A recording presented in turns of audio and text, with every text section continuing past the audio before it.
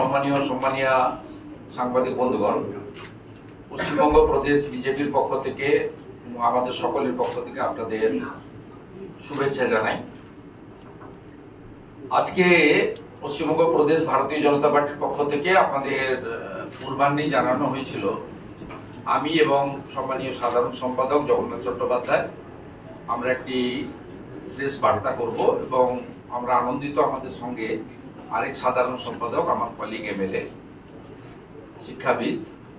দীপক বর্মন আছেন এবং পুরো প্রেস কনফারেন্স অর্গানাইজ করেছেন আমাদের মিডিয়া সেলের যিনি ইনচার্জ কনভেনার আমাদের মাননীয় তুষার ঘোষ মহোদয়। তা আমি তিনটে বিষয় আপনাদের খুব সংক্ষেপে বলছি, তারপরে মূল বিষয়টাতে ইন ডিটেলস ভাতৃপ্রতিম জগন্নাথ বলবে এবং তারপরে প্রশ্ন উত্তর থাকলে আমরা নেব। আপনারা জানেন যে পশ্চিমবঙ্গ সরকার কেন্দ্রীয় সরকারের বিভিন্ন স্কিমের নাম পরিবর্তন, দুর্নীতি এবং ডাইভারশন অফ মানি, নানাভাবে আর্থিক অস্বচ্ছতা এবং নির্বাচন কেন্দ্রিক মানুষকে তার প্রকৃত হক যা কেন্দ্র দিচ্ছে পাইয়ে দিয়ে ভোট ব্যাংক এবং নাম কেনার প্রতিযোগিতা করে। সেই কারণে একটার পর একটা স্কিমে তারা ধাক্কা খাচ্ছে এবং যে সমস্ত কেন্দ্রীয় টিম আসছে তারা এদের কারচুপি ধরা পড়ছে, ধরে নিয়ে ফেলছেন। গত সপ্তাহে প্রধানমন্ত্রী অন্ন সুরক্ষা যোজনায় হাই লেভেল টিম কনফিডেন্সিয়ালি রাজ্যের একাধিক রেশন ডিলার শপে গেছেন, পিডিএস সিস্টেম দেখেছেন, সেখানেও ভুরি ভুরি অস্বচ্ছতা, দুর্নীতি, চুরি ইত্যাদি পাওয়া গেছে। এগুলো একদিন ডিটেলসে পরে বলবো আমরা।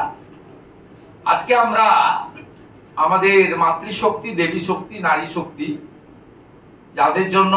ভারতবর্ষের যশস্বী প্রধানমন্ত্রী একটার পর একটা স্কিম নিয়েছেন, যেমন উজালার গ্যাস বলুন, স্বচ্ছ ভারত অভিযানে শৌচালয় নির্মাণ বলুন, প্রধানমন্ত্রী আবাস যোজনার বাড়ি মহিলাদের নামে এগ্রিমেন্ট করা বলুন, মাথা পিছু 5 কেজি করে চাল বা গম অর্থাৎ অন্ন সুরক্ষা যোজনায় দেওয়া বলুন, অথবা পরিশ্রুত পানীয় জল, হার ঘর নল সে জল, জল জীবন মিশনের আন্ডারে বলুন, এই মূল যে 5 বেসিক এমিনিটি সবটাই কিন্তু মাতৃমণ্ডলীকে কেন্দ্র করে। এবং গত 7-8 মাস 9 মাসে যতগুলো স্টেটে ইলেকশন হয়েছে সেখানে ভারতীয় জনতা পার্টি মহিলাদের স্বনির্ভর করার ক্ষেত্রে যে যে কমিটমেন্ট করেছিল সব জায়গায় তার ইমপ্লিমেন্টেশনও আপনারা দেখেছেন। হরিয়ানা, ছত্তিশগড়, মধ্যপ্রদেশ, মহারাষ্ট্র এবং দিল্লি এবং উড়িষ্যা, তা স্বাভাবিকভাবে ভারতীয় জনতা পার্টির এবং তাদের পরিচালিত রাজ্য সরকারগুলি এবং কেন্দ্রীয় সরকারের নারী শক্তিকে শক্তিশালী করার যে মিশন, সেটা সবাই লক্ষ্য করেছেন, সবাই জানেন এবং প্রধানমন্ত্রীর উদ্যোগেই 96 সাল থেকে যে টালবাহানা সেটা পরিসমাপ্তি ঘটিয়ে আগামী 29 সাল থেকে যত নির্বাচন হবে 1/3 মহিলা সংরক্ষণ লোকসভায় এবং বিধানসভায় যশস্বী প্রধানমন্ত্রী নরেন্দ্র মোদীজি দিয়েছেন এবং বিজেপি রেখা গুপ্তর মতো একজন ডেডিকেটেড মহিলাকে দিল্লির মুখ্যমন্ত্রী এবং আদিবাসী পরিবার থেকে উঠে আসা শ্রীমতী দ্রৌপদী মুর্মুকে ভারতবর্ষের সাংবিধানিক প্রদান করার মধ্য দিয়ে মাতৃশক্তিকে